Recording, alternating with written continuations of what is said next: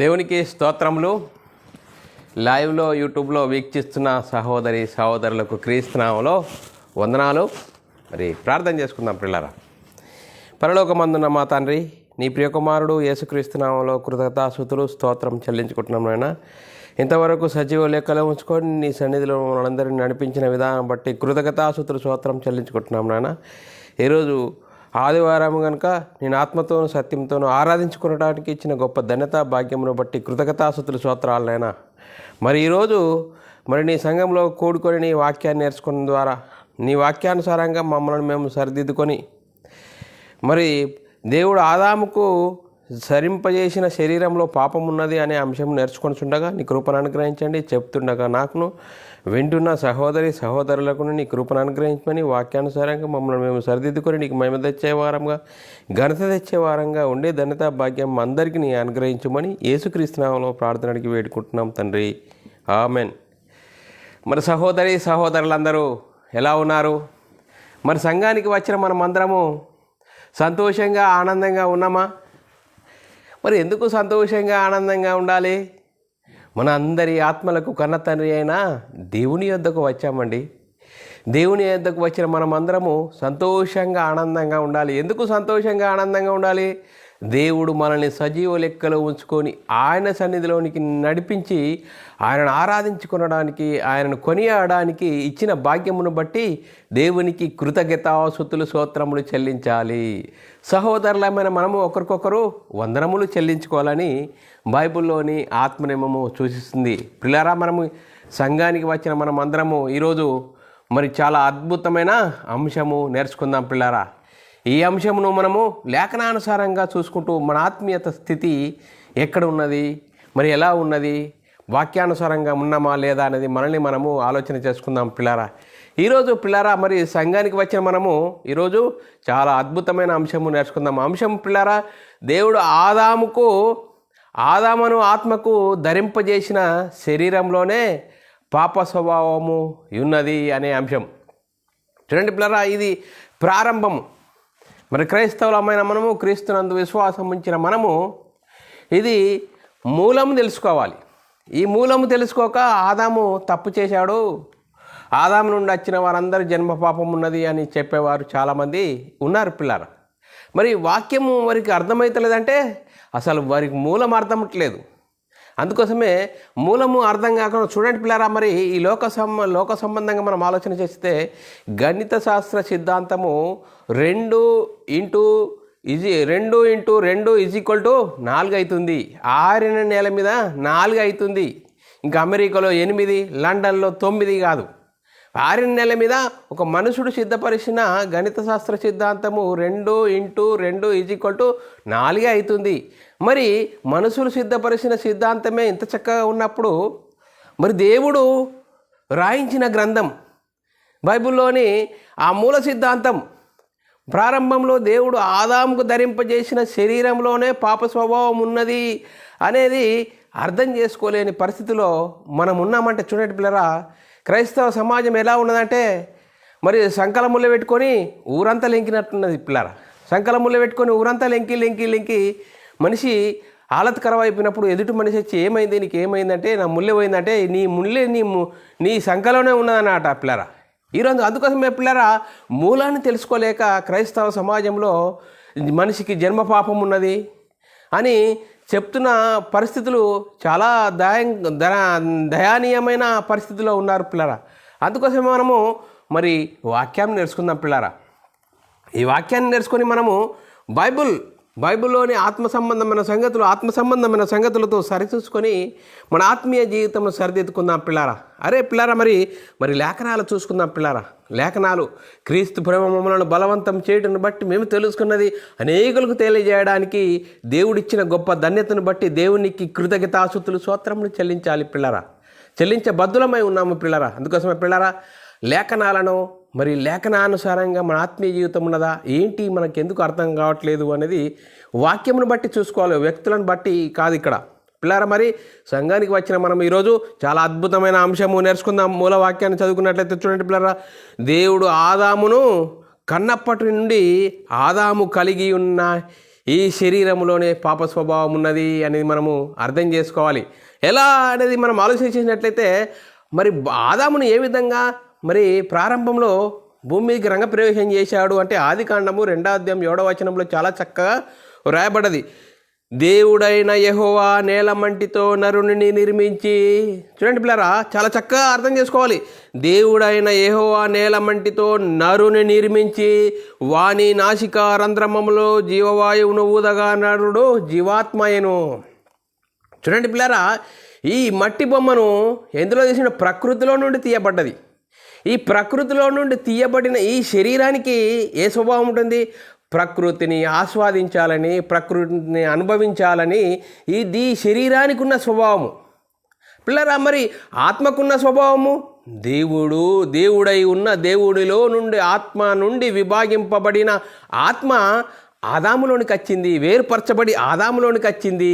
చూడండి పిల్లరా, మట్టి బొమ్మనే ఆదామా? మట్టిలోనికి వచ్చిన జీవాత్మనే ఆదామా? మట్టిలోనికి వచ్చిన జీవాత్మనే ఆదాము పిల్లరా. చూడండి పిల్లరా, మరి ఈ బైబిల్లోని రాయబడినది మూలాన్ని మనం అర్థం చేసుకున్నప్పుడు బైబిల్ మనకు చాలా చక్కగా అర్థమవుతుంది. ఇది అర్థం కాకుండా ఆదాము తప్పు చేశాడు, ఆదాము నుండి వచ్చిన వారందరూ జన్మ పాపం ఉన్నదని ఈరోజు క్రైస్తవ సమాజంలో ఇంత అంతా మరి అర్థం కాని పరిస్థితిలో ఒకరింటికంటే ఒకరు ఎక్కువగా అన్నట్లుగా మరి ముందుకు వెళ్తున్నారు సార్. చూడండి పిల్లరా, చూడండి పిల్లరా, మనం ఆలోచన చేసినట్లయితే ఇప్పుడు ఆదామును మట్టి బొమ్మను చేశాడు. మట్టి ఎక్కడి నుండి? ప్రకృతిలో నుండి తీయబడ్డది. మట్టి బొమ్మ ఈ శరీరానికి ఉన్న స్వభావము ప్రకృతిలో నుండి తీయబడినది కాబట్టి ప్రకృతిని ఆస్వాదించాలని, ప్రకృతిని అనుభవించాలని ఈ శరీరతత్వము, శరీరంలోనే పాప స్వభావం ఉన్నది.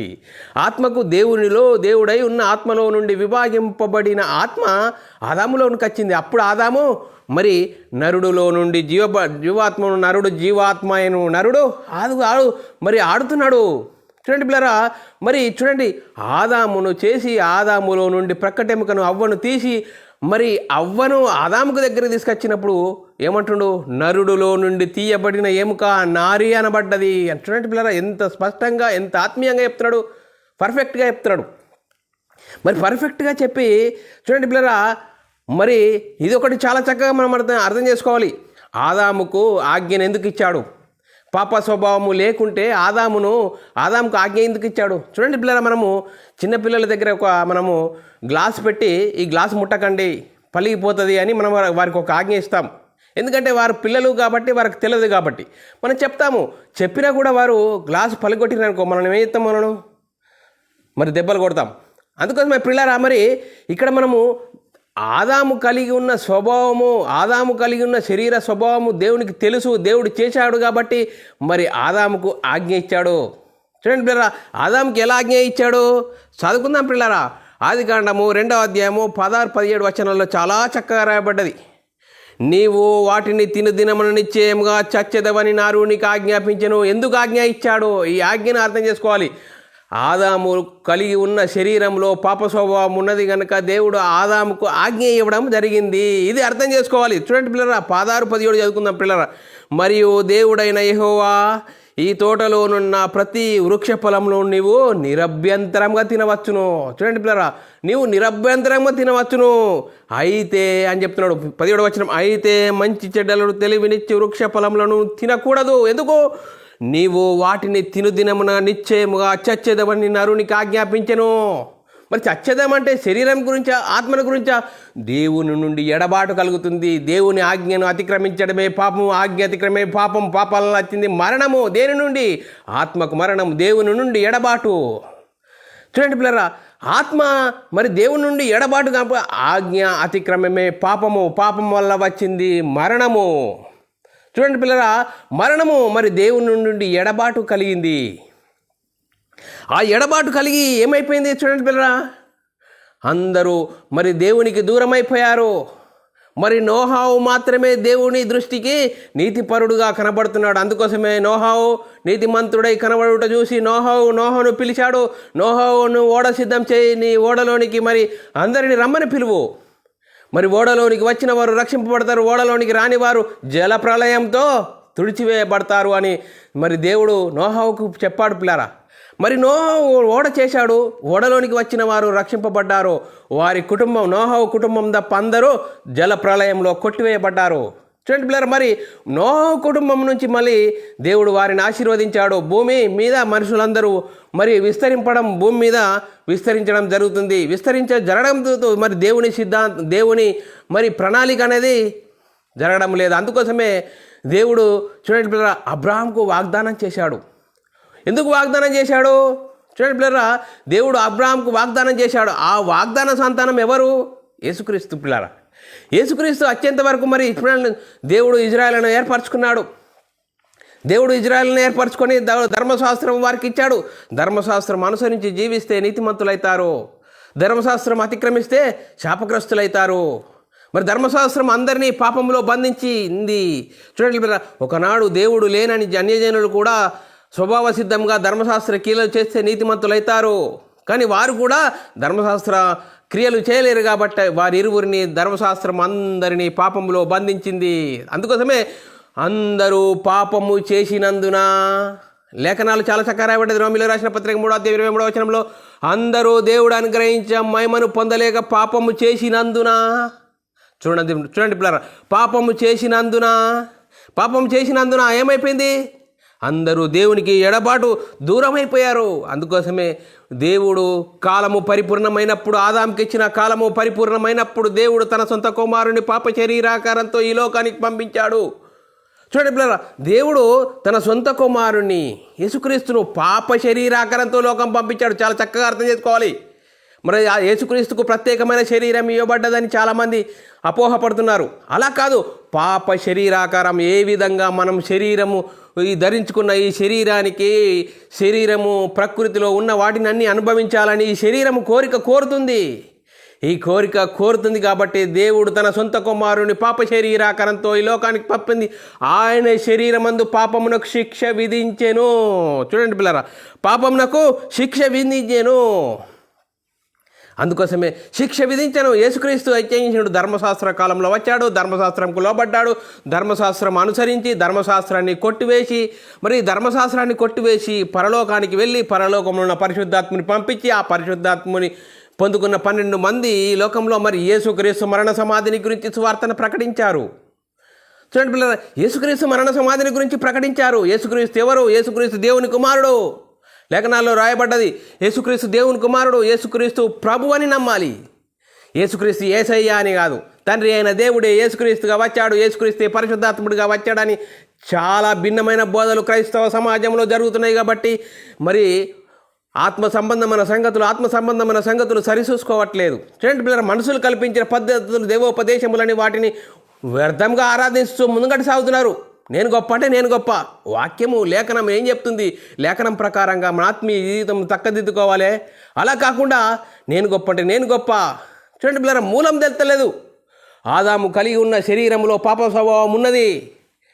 చూడండి పిల్లరా, మరి చూడండి ఈ మూలం తెలవలేక వాక్యము ఆత్మ సంబంధమైన సంగతులు అర్థం చేసుకోలేక, చూడండి పిల్లరా, ప్రారంభంలో మరి యేసుక్రీస్తు మరణ సమాధిని గురించి 12 మంది పరిశుద్ధాత్మను పొందుకున్న వారందరూ యేసుక్రీస్తు మరణ సమాధిని గురించి సువార్తని ప్రకటించాలి. ఆ సువార్తలోనే ఏముంది? ఆ సువార్తలోనే దేవుని శక్తి ఉంది. దేవుని శక్తి ఏం చేస్తుంది? మనమై ఉన్న ఆత్మను రక్షింపచేస్తుంది పిల్లరా. ఆత్మను రక్షింపజేసిన మరి చూడండి పిల్లరా, ఆత్మను రక్షింపజేస్తుంది. అందుకోసమే యేసుక్రీస్తు దేవుని కుమారుడని నమ్మాలి. యేసుక్రీస్తు ప్రభు అని నోటితో ఒప్పుకొని హృదయంలో విశ్వసించాలి. అప్పుడు నువ్వు యేసుక్రీస్తు నామంలో బాప్తీసం పొందితేనే క్రీస్తు మహిమను ధరించుకుంటావు, సంఘంలో చేర్చబడతావు. సంఘములో ఉన్న గొప్ప భాగ్యము, సంఘానికి ఉన్న ఆధిపత్యం అనేది నీకు అర్థమవుతుంది. అప్పుడు నీకు మరి యేసుక్రీస్తు నామములో బాప్తీసం పొందితే క్రీస్తు మహిమను ధరించుకుంటావు. కాబట్టి అప్పుడు బైబిల్లోని ఆత్మ సంబంధమైన సంగతులు అర్థమవుతాయి. ఇలా కాకుండా తండ్రి యొక్క కుమారుని యొక్క పరిశుద్ధాత్మ యొక్క నామంలో బాప్తీసం తీసుకుంటున్నాను అలా చేసుకొని అనేకంలో సంఘాల్లో మరి సంఘాలలో అన్ని పరిచర్యలో ముందుకు సాగుతున్నారు. సత్యం ఉన్నది కానీ సర్వసత్యం లేదు. సర్వసత్యం ఎప్పుడవుతుంది? యేసుక్రీస్తు దేవుని కుమారుడు, యేసుక్రీస్తు ప్రభు అని యేసుక్రీస్తు నామంలో బాప్తీసం పొందితే అప్పుడు క్రీస్తు మహిమను ధరించుకుంటావు. క్రీస్తు మహిమను ధరించుకున్నప్పుడు బైబిల్లోని ఆత్మ సంబంధమైన సంగతులు అర్థమవుతాయి ప్రియులారా. ఇది ప్రియులారా బైబిల్ సిద్ధాంతం ప్రియులారా. అందుకోసమే యేసుక్రీస్తు నామములో బాప్తీసం పొందిన మనము ఎలాంటి ఆత్మను పొందుతాము? దేవుడు మనకు శక్తియు, ప్రేమయు, ఇంద్రియ నిగ్రహం గల ఆత్మనే అనుగ్రహించాడు, పిరికితనము గల ఆత్మను అనుగ్రహించలేదు అని లేఖనాల్లో చాలా చక్కగా రాయబడ్డది. 2 తిమోతి రాసిన పత్రిక 1వ అధ్యాయం 7వ వచనంలో రాయబడ్డది. దేవుడు మనకు శక్తియు, ప్రేమయు, ఇంద్రియ నిగ్రహం గల ఆత్మనే ఇచ్చెను కానీ పిరికితనము గల ఆత్మనియ్యలేదు. చూడండి పిల్లరా, పిరికితన ఆత్మనియ్యలేదు. అందుకోసమే అప్పుడు నువ్వు తీసుకున్న బాప్తీసం సరి అయినదైతే, యేసుక్రీస్తు నామములో బాప్తీసం పొందితే అప్పుడు నీకు బైబిల్లోని ఆత్మ సంబంధమైన సంగతులు అర్థమైతే అప్పుడు ఏమవుతుంది? మహిమ నుండి అధిక మహిమకు, ఘనత నుండి అధిక ఘనతకు ఎదుగుతావు. అందుకోసమే అపొస్తలుల బోధ యందును, సహవాసమందును, రొట్టె విరుచుట యందును నువ్వు ఎడతేగా బైబిల్లోని ఆత్మ సంబంధమైన సంగతులు వింటావు, అర్థం చేసుకుంటావు, అనుసరించడానికి ప్రయత్నం చేస్తావు. అప్పుడు నీ మహిమ మహిమ నుండి అధిక మహిమకు, ఘనత నుండి అధిక ఘనతకు ఎదిగే అభివృద్ధిలోనికి ముందుకు సాగుతాం. చూడండి పిల్లరా, మనం అందుకోసమే దేవుడు మనకు పిరికితనం గల ఆత్మనియ్యలేదు, మరి ఇంద్రియ నిగ్రహం గల ఆత్మనే ఇచ్చాడని లేఖనాల్లో చాలా చక్కగా రాయబడ్డది. చూడండి పిల్లరా, అందుకోసమే మనం క్రైస్తవులమైన మనల్ని వాడు అపవాది ఎవరిని మింగుదునా అని వాడు వెతుకుతూ తిరుగుతున్నాడట. గర్జించు సింహం వల్లే వెతుకుతూ తిరుగుతున్నాడట, ఎవరిని మింగుదునా. ఎందుకంటే ఎవరు ఆత్మానుసారంగా జీవిస్తున్నారు, శరీరానుసారంగా జీవించిన వాళ్ళు కోకొల్లలు ఉన్నారు. మరి చూడండి పిల్లరా, కోకొల్లలు క్రైస్తవుని భ్రమలో అనేకులు. మరి ఈరోజు సంఘాలలో సాతాను ప్రవేశించి ఏం చేస్తున్నాడు? ధర్మశాస్త్ర సంబంధమైన క్రియలు, ఉపమానాలు చెప్పి అనేకులను భ్రమ పెడుతున్నాడు సాతాను. వాడికి సిద్ధపరిచిన నరకానికి వారిని తీసుకెళ్తున్నాడు. వాని నీతి పరిచారకుల చేత అనేకుల నీతి పరిచారకులు సంఘంలో ప్రవేశించి మరి ఏం చెప్పాలి? సువార్తనే చెప్పాలి. యేసుక్రీస్తు మరణించడం ద్వారా ఏం జరిగింది, రక్షణ, నిత్య జీవము, పరలోక ప్రాప్తి, దేవుని కుమారత్వం, దీని గురించి చెప్పకుండా ధర్మశాస్త్ర సంబంధమైన చరిత్రలు, ఉపమానాలు చెప్పి రోజు సమయాన్ని గడుపుతున్నారు పిల్లరా. చూడండి పిల్లరా, ఎంత భయంకరమైన పరిస్థితి. ఆ భయంకరమైన పరిస్థితిలో నుంచి మనం ఆత్మ సంబంధమైన సంగతులు అంటే మరి యేసుక్రీస్తు నామములో బాప్తీసం పొందాలి. బైబిల్ గ్రంథంలో యేసుక్రీస్తు నామములో బాప్తీసం పొందాలని చాలా ఆధారాలు ఉన్నాయి. తండ్రి, కుమార, పరిశుద్ధాత్మ నామములో బాప్తీసం ఇచ్చినట్టు ఎక్కడ ఆధారాలు లేవు. తండ్రి నామంలో యేసుక్రీస్తు వచ్చాడు, యేసుక్రీస్తు నామంలో పరిశుద్ధాత్ముడు మరి సర్వసత్యంలోకి నడిపిస్తున్నాడు.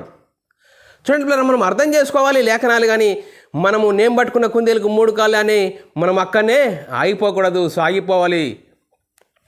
సర్వసత్యం ఎప్పుడు అర్థమవుతాయి? ఆత్మ సంబంధమైన సంగతులు అర్థం చేసుకొని జీవించాలి పిల్లరా.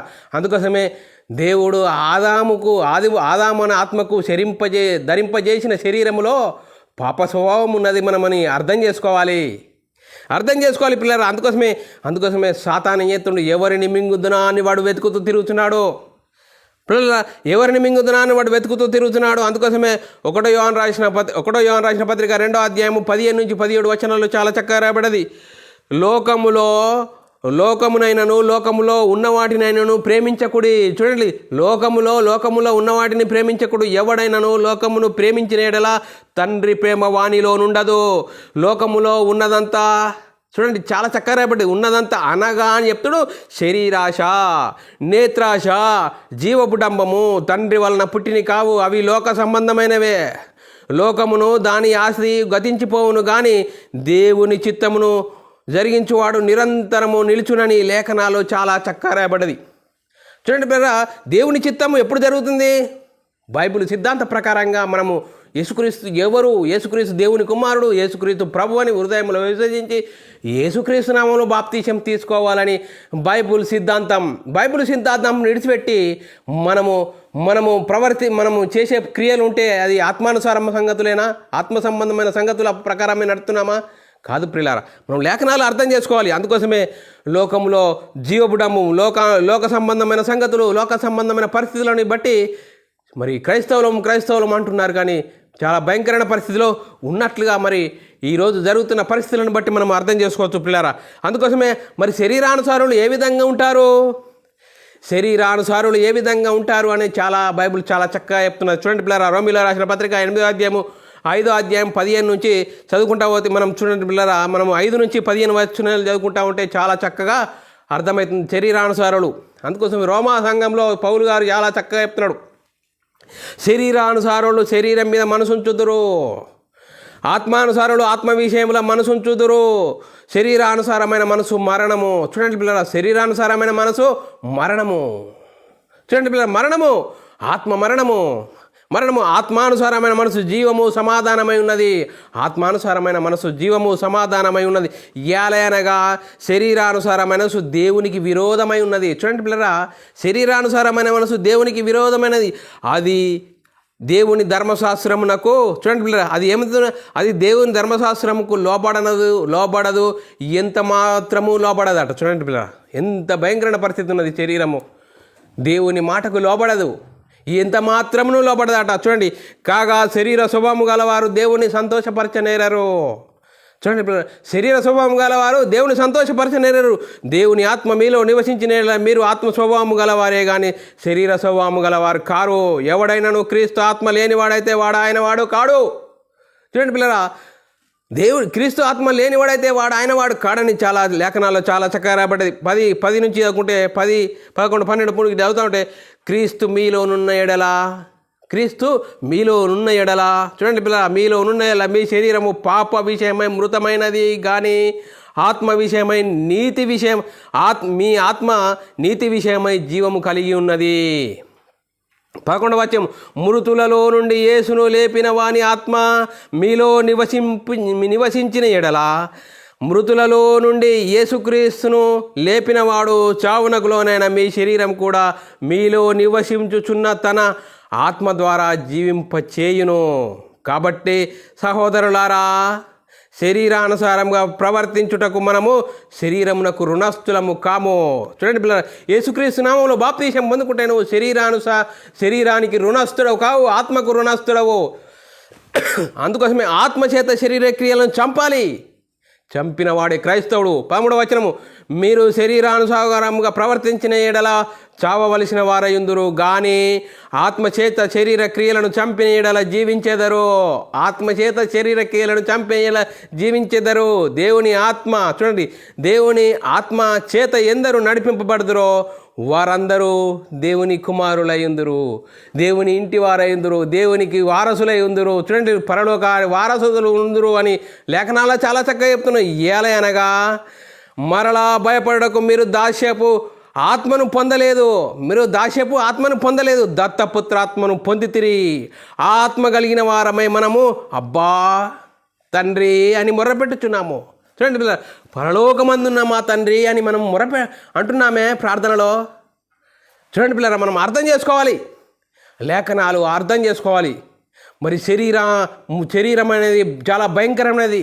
మీలో యుద్ధములు, పోరాటములు దేని నుండి కలుగుతున్నాయి? మీ శరీరంలో కలుగు భోగెచ్చల నుండి కదా. చూడండి పిల్లరా, శరీర సంబంధంగా నువ్వు ఉదయం లేచి నుంచి రాత్రి పడుకునేంత వరకు దేని గురించి పనిచేస్తున్నావు? కూటి కోసం కోటి విద్యలు అంటున్నావు. ఈ కోటి విద్యలు దేనికోసము? ఈ శరీరం కోసం. ఆత్మను గురించి ఆలోచించలేవా? ఈ ఆత్మ ఎక్కడి నుండి వచ్చింది, ఎందుకు వచ్చింది, ఎందుకు కొన్ని రోజులు ఈ శరీరం అనే ఈ గూటిలో మరి ఉంటుంది? చూడండి పిల్లరా, ఎందుకు, ఎక్కడి నుండి వచ్చాము? దేవునిలో నుండి మనం ఒక మనిషి నుండి ప్రతి మనిషి జాతి మన మనసులను సృష్టించాడు దేవుడు. దేవుని ద్వారా మనం భూమికి వస్తున్నామే. దేవుడు మన ఆత్మలకు కన్న తండ్రి అయిన దేవుడు. ఆ దేవుని గురించి మనం తెలుసుకోలేమా? చూడండి పిల్లరా, ఎంత భయంకరమైన పరిస్థితి. అందుకోసమే దేవుని ఆత్మ చేత ఎందరూ నడిపింపబడదురో వారందరూ దేవుని కుమారులై ఉందరు. అందుకోసమే యేసుక్రీస్తు దేవుని కుమారుడు, యేసుక్రీస్తు ప్రభు అని యేసుక్రీస్తు నామములో బాప్తిసం పొందిన క్రీస్తు మహిమను ధరించుకుంటావు.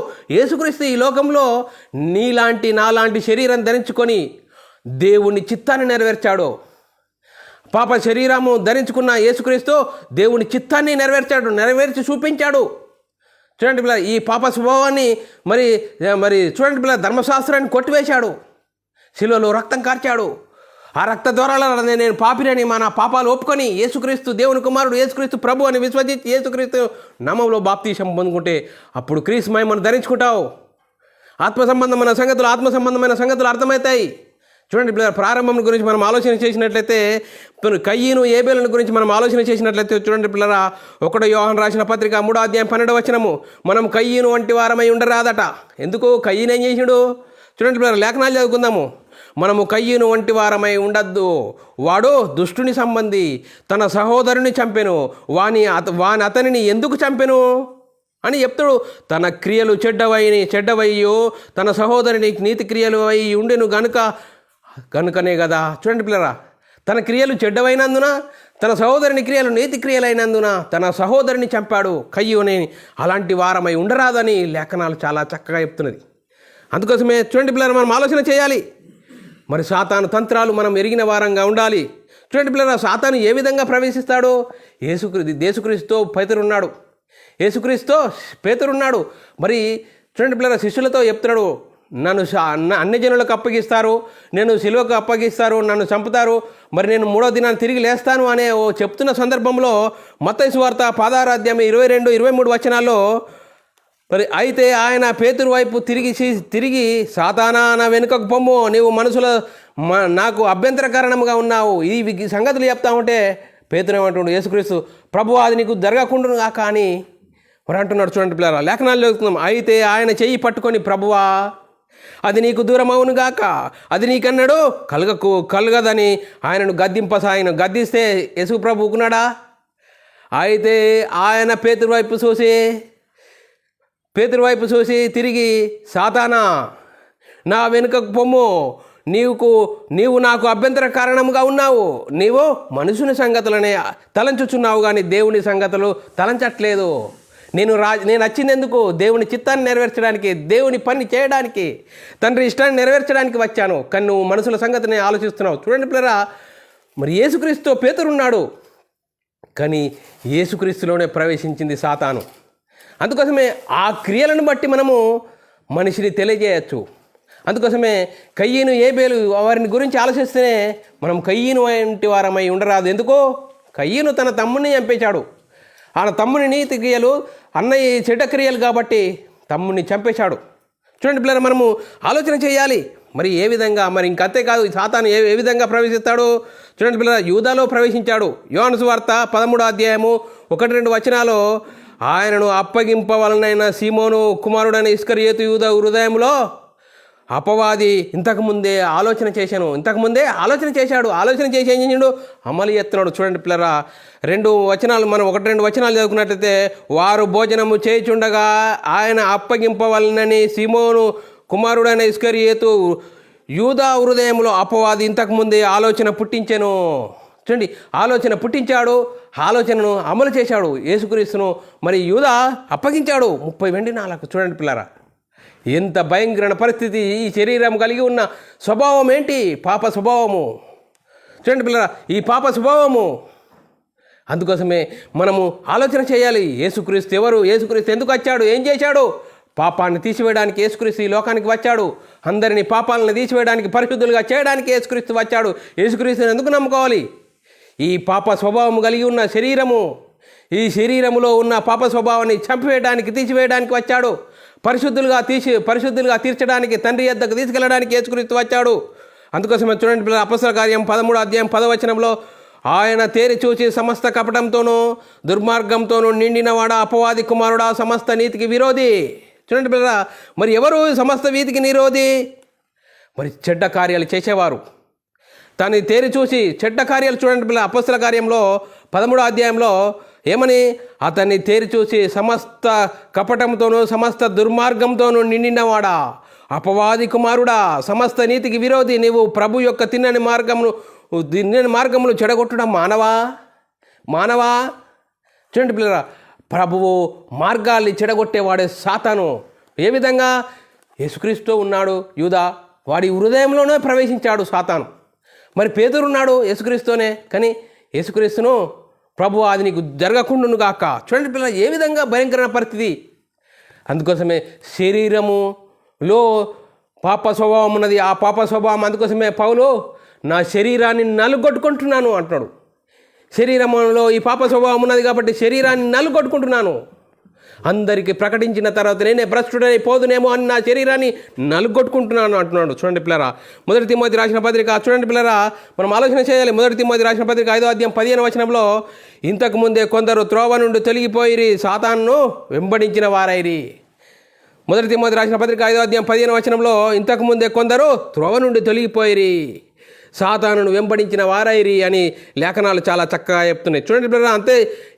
ఎందుకు శరీరంలో పాప స్వభావం ఉన్నది. ఎప్పుడు శరీరంలో పాప స్వభావం ఉన్నది కాబట్టి సాతాను ఎప్పుడు ఎవరిని మింగుతున్నాడు వారు గర్జించు సింహం వల్లే వాడు వెతుకుతూ తిరుగుతున్నాడు. అందుకోసమే యేసుక్రీస్తు యూదులకు చెప్తున్నాడు, పాపం చేయువాడు ప్రతివాడు అపవాది సంబంధి అని. యోహాను సువార్త 8:34 అందుకు యేసు పాపము చేయు ప్రతివాడు పాపమునకు దాసుడు అని మీతో నిశ్చయంగా చెప్తున్నాను, యూదులతో చెప్తున్నాడు. చూడండి పిల్లరా. మరి అంతేకాదు, ఎక్కడో యోహాను రాసిన పత్రిక 3:8 అపవాదిని గురించి మనము లేఖనాలు చూసుకుంటున్నాం పిల్లరా. అపవాది మొదట నుండి పాపం చేయుచున్నాడు కనుక పాపం చేయువాడు ప్రతివాడు, చూడండి, పాపం చేయు అపవాది సంబంధి. అపవాది యొక్క క్రియలు లయపరచుటకు దేవుని కుమారుడు ప్రత్యక్షమాయను. చూడండి పిల్లరా, అపవాది క్రియలు లయపరచడానికి దేవుని కుమారుడు ప్రత్యక్షమాయను అని లేఖనాలు చాలా చక్కగా చెప్తున్నాయి. చూడండి పిల్లరా. 1 యోహాను రాసిన పత్రిక 3:10 నీతిని జరిగించని ప్రతివాడు తన సహోదరుని ప్రేమింపని ప్రతివాడు దేవుని సంబంధులు కారు. చూడండి పిల్లరా, నీతిని జరిగించని ప్రతివాడు తన సహోదరుని ప్రేమింపని ప్రతివాడు దేవుని సంబంధులు కారట. చూడండి పిల్లరా, తన సహోదరుని ప్రేమిస్తున్నామంటే వాక్యం చెప్పాలి, ఆత్మ సంబంధమైన సంగతులు చెప్పాలి. శరీరానికి నువ్వు పుట్టి నుంచి మరణించిన వరకు ఎంతన్న పెట్టు, తింటది. మరి ఒకరోజు పెట్టకుంటే నిన్ను విమర్శిస్తుంది శరీరం. కానీ ఆత్మ నేను మనమై ఉన్న ఆత్మను ఏ విధంగా రక్షించుకున్నామో మనము అనేకులను రక్షించాలి, సువార్తను చెప్పాలి. యేసుక్రీస్తు మరణ సమాధికి గురించి సువార్తను చెప్పాలి. సువార్తలో ఏముంది? దేవుని శక్తి ఉంది. ఆ దేవుని శక్తి ఉంది నేను మనమై ఉన్న ఆత్మను రక్షింపచేస్తుంది.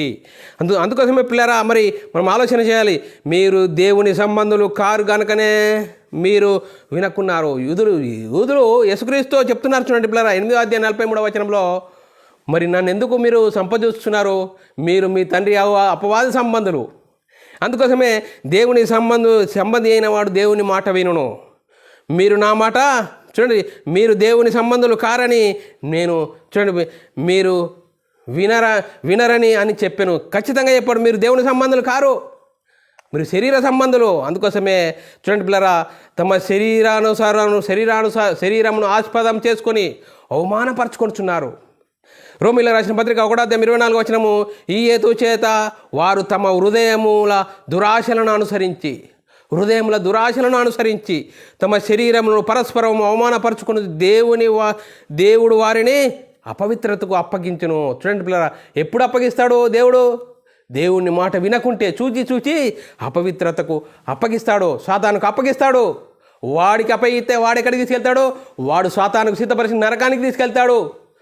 మరి నరకంలో పురుగు చావదు, అగ్ని ఆరదు, యుగాలు నేను మనమై ఉన్న ఆత్మ నరకము. చూడండి, నరకాల నుంచి తప్పించడానికి యేసుక్రీస్తు ఈ లోకానికి వచ్చాడు. మన తండ్రి అయిన ఆత్మలో తండ్రి అయిన దేవుని యొద్దకు తీసుకెళ్ళడానికి యేసుక్రీస్తు ఈ లోకానికి వచ్చాడు. ఈ శరీరంలో పాప స్వభావం ఉన్నది. చూడండి పిల్లల, ప్రారంభంలో దేవుడు ఆదాముకు ధరింపజేసిన శరీరము పాప స్వభావం ఉన్నది. ఆ పాప స్వభావాన్ని మరి తీసివేయడానికి, అందరి పాపాలను తీసివేయడానికి యేసుక్రీస్తు ఈ లోకానికి వచ్చాడు. చూడండి పిల్లరా, ఈ మర్మము ప్రారంభంలోనే మనం మనిషి తప్పిపోతే మరి క్రైస్తవ సమాజం ఏమైపోతుంది? అందరికీ జన్మపాపం ఉన్నది అంటారు. జన్మపాపము ఎలా ఉంది? ప్రారంభాన్నే మనం అర్థం చేసుకోలేకపోతున్నామే. దేవుడు ఆదాము ఆత్మకు ధరింపజేసిన శరీరంలోనే పాప స్వభావం ఉన్నది. ఈ శరీరం ఎక్కడి నుండి తీయబడ్డది? మట్టిలో నుండి తీయబడ్డది. ఈ శరీరం ప్రకృతిని ఆస్వాదిస్తుంది, ప్రకృతిని అనుభవించాలని ఈ శరీరానికి ఉన్న తత్వము, ఈ శరీరానికి ఉన్న స్వభావము. దేవుడు ఆత్మ, దేవుడై ఉన్న ఆత్మలో నుండి విభాగింపబడి ఆ మట్టి బొమ్మలోనికి ఆదామును దేవుడిలో నుండి వేరుపరచబడి ఆదామనే ఆత్మను ప్రవేశపెట్టాడు.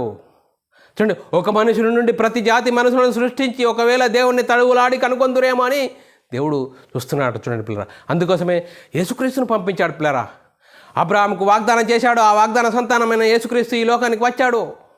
చూడండి పిల్లరా, యేసుక్రీస్తు ఈ లోకానికి ధర్మశాస్త్ర కాలంలో వచ్చాడు. వచ్చేం చేశాడు? ధర్మశాస్త్రంకు లోబడ్డాడు, ధర్మశాస్త్రం అనుసరించాడు, ధర్మశాస్త్రాన్ని కొట్టివేసి కొత్త నిబంధన ఇచ్చాడు. ఆ కొత్త నిబంధన యేసుక్రీస్తు మరణించాడు, సమాధి చేయబడ్డాడు, 3వ రోజున తిరిగి లేచి పరలోకానికి వెళ్ళి పరలోకంలో ఉన్న పరిశుద్ధాత్మని పంపించి ఆ పరిశుద్ధాత్మను పొందుకున్న 12 మంది యేసుక్రీస్తు మరణ సమాధిని గురించి ప్రకటించారు. యేసుక్రీస్తు మరణ సమాధిలో ఆ సువార్తలో ఏముంది? దేవుని శక్తి ఉంది. దేవుని శక్తి ఏం చేస్తుంది? నేను మనమై ఉన్న ఆత్మను రక్షింపచేస్తుంది. అందుకోసమే సువార్తనే ప్రకటించాలి. సువార్త ప్రకటించకుండా ఏది ప్రకటించినా నువ్వు ధర్మశాస్త్ర సంబంధమైన చరిత్రలు ఉపమానాలు చెప్పినా కూడా లాభం లేదు. సువార్తనే ప్రకటించాలి. ఆ సువార్తలోనే ఉంది దేవుని శక్తి. యేసుక్రీస్తు మరణించడం వల్ల ఏమైంది? మరణం నిరర్థకమైంది, జీవమును అక్షయతన సువార్త వెలుగులోనికి వచ్చింది. ఆ సువార్తనే ప్రకటించాలి. ఆ సువార్తను ప్రకటించే యేసుక్రీస్తు దేవుని కుమారుడు, యేసుక్రీస్తు ప్రభువు, యేసుక్రీస్తు దేవుని కుమారుడు, యేసుక్రీస్తు ప్రభువు అని విశ్వసించి నేను పాపినని మన పాపాలను ఒప్పుకొని యేసుక్రీస్తు నామములో బాప్తిసం పొందితే అప్పుడు మన మనోనేత్రాలు వెలిగింపబడతాయి. అప్పుడు ఆత్మ సంబంధమైన సంగతులు అర్థం చేసుకుంటాం. అప్పుడు మహిమ నుండి అధిక మహిమకు, ఘనత నుండి అధిక ఘనతకు ఎదుగుతాము. అప్పుడు ఆత్మీయ స్థితి అర్థమవుతుంది. అందుకోసమే అపొస్తల బోధయందును, సావాసమందును, రొట్టె విరుచుటందును ఎడతెగక ఉండాలి. ఇలా ఉన్నప్పుడే మనము చూడండి పిల్లరా, ఈ శరీరము ఎప్పుడు ఏ భయంకర పరిస్థితి మనల్ని తీసేది మన సాతానుకు అప్పచెప్తో తెలది. అందుకోసమే శరీరానుసారులు దేవుని సంతోషపరచనేరారు, ఆత్మానుసారులే దేవుని సంతోషపడతారు. అందుకోసమే క్రైస్తవుడు ఆత్మచేత శరీర క్రియలను చంపాలి. ఎప్పుడు మరి శరీరానికి పగ్గం వేయాలి. చూడండి పిల్లరా, పగ్గం వేయాలి. ఏం చేస్తున్నావు? ఈరోజు దేవుని పని చేశావా? దేవుడు నీకు ఆయుష్ను, ఆరోగ్యం ఇచ్చిన దేవుని పని ఏం చేశావు? చూడండి పిల్లలు, బైబిల్లోని ఆత్మ సంబంధమైన సంగతులు అర్థమవుతున్నాయా? కూటి కోసం కోటి విద్యలలోనే బిజీ జీవితం గడిపిస్తే మరణిస్తే పాతాళం. ఆ పాతాళంలో అగ్ని ఆరదు, పురుగు చావదు. ఆ భయంకరమైన పరిస్థితిలో నుంచి మనల్ని తప్పించడానికి యేసుక్రీస్తు ఈ లోకానికి వచ్చాడు. యేసుక్రీస్తు దేవుని కుమారుడు, యేసుక్రీస్తు ప్రభువు అని విశ్వసించి యేసుక్రీస్తు నామములో బాప్తిసం పొంది అప్పుడు క్రీస్తు మహిమను ధరించుకుంటావు. అప్పుడు భయముతో. అందుకోసమే పౌలు నా శరీరాన్ని నలుగొట్టుకుంటున్నా అందరికి ప్రకటించిన తర్వాత నేనే భ్రష్టుడనై పోదున నా శరీరాన్ని నలుగొట్టుకుంటున్నాను అంటాడు. పౌలు అంతటి మహానుభావుడే శరీరాన్ని నలుగొట్టుకొని జీవిస్తే మనం ఏం చేస్తున్నాం? ఈరోజు సంఘానికి వచ్చినాము, సంఘానికి రాకుంటే అయ్యగారు ఏమంటారేమని. సంఘానికి వస్తే అయ్యగారి కోసం రాదు, నీ కోసం నేను మనమైన ఆత్మను మన ఆత్మ స్థితి ఎలా ఉన్నది, ఎలాంటి పరిస్థితిలో ఉన్నామనేది మనం భయంతో వణుకుతో జీవించాలి. అలాంటి జీవించినప్పుడే మనము చూడండి పిల్లరా, జీవించి భయముతోను భక్తితోను మన సొంత రక్షణను కాపాడుకుంటూ ముందుకు సాగవలసిన అవసరం ఎంతైనా ఉంది. అందుకోసమే దేవుడు ఆదామును ఆత్మను ధరింపజేసిన శరీరంలోనే పాప స్వభావం ఉన్నది అనే అంశము నేర్చుకుంటున్నాం పిల్లరా. ఈ నేర్చుకున్న మనము చూడండి పిల్లరా, అందరూ పాపము చేసినందున దేవుడు అనుగ్రహించి మహిమను పొందలేకపోతున్నారు. ఆదాము తప్పు చేశాడు, ఆదాము నుండి వచ్చిన వానంతా జన్మపాపము అని చెప్పడం కాదు. మన ప్రారంభంలో తెలుసుకోవాలి. ప్రారంభంలోనే ఏ విధంగా దేవుడు భూమి మీదకి ఆదామును ఏ విధంగా రంగప్రవేశం చేశాడు. అందుకోసమే పిల్లరా, ఆత్మ సంబంధమైన సంగతులు అర్థం చేసుకోవాలనే తప్ప ఎవరిని నిందించాలని కాదు, ఎవరిని ఇబ్బంది పెట్టాలని కాదు పిల్లరా. బైబుల్ ఆత్మ సంబంధమైన సంగతులు మనం ప్రకటించాలి. చూడండి పిల్లరా, మనుషుల సంగతులు కాదు. అందుకోసమే బైబుల్ ఆత్మ సంబంధమైన సంగతులతో సరిచూసుకొని మన ఆత్మీయ ప్రయాణం బట్టి దేవునికి మహిమ తెచ్చే వారంగాను, ఘనత తెచ్చే వారంగా ఉంటూ ముందుకు సాగుదాం. ఇంతవరకు చెప్పబడిన వాక్యం ప్రతి ఒక్కరి హృదయంలో నీరు గట్టి ఫలింపజేయను గాక. ఆమెన్. అందరికీ వందనములు, దేవునికి స్తోత్రాలు. ప్రార్థన చేసుకుందాం పిల్లరా. పరలోకమందున్న మా తండ్రి, నీ ప్రియకుమారుడు యేసుక్రీస్తు నామములో కృతజ్ఞతాస్తుతులు స్తోత్రం చెల్లించుకుంటున్నాం నాయన. ఇంతవరకు సజీవులుగా ఉంచినందుకు స్తోత్రాలు. మరి ఆదాముకు ధరింపజేసిన శరీరంలో పాప స్వభావం ఉన్నది అనే వాక్యాన్ని ఎన్నో వాక్యాధారాలతో నేర్చుకోవడానికి కృప చూపినందుకు స్తోత్రాలు. విన్న వాక్యాన్ని విడిచిపెట్టకుండా విన్న మాటల ప్రకారం ఆత్మీయ జీవితం కట్టుకొని నీకు మహిమ తెచ్చేవారంగా, ఘనత తెచ్చేవారంగా ఉండే ధన్యత భాగ్యం అందరికీ అనుగ్రహించినందుకు కృతజ్ఞతాస్తుతులు స్తోత్రం చెల్లించుకుంటూ యేసుక్రీస్తు నామములో ప్రార్థన అడిగి పెట్టుకుంటున్నాం తండ్రి. ఆమెన్. ప్రియులారా, మరి ఇలాంటి అంశాలు వినాలనుకుంటున్నారా? యూట్యూబ్ ఛానల్లో BW academy, bible wisdom academy బేరన్ అని సబ్స్క్రైబ్ చేసుకోండి. మీరు వినండి. మీ వ్యక్తిగత ప్రార్థనలో, మా పరిచర్య నిమిత్తం ప్రార్థనలో జ్ఞాపకం చేసుకోవలసినదిగా క్రీస్తు ప్రేమను బట్టి బతిమాలుకొచ్చున్నాను. అందరికీ వందనములు, దేవునికి స్తోత్రములు.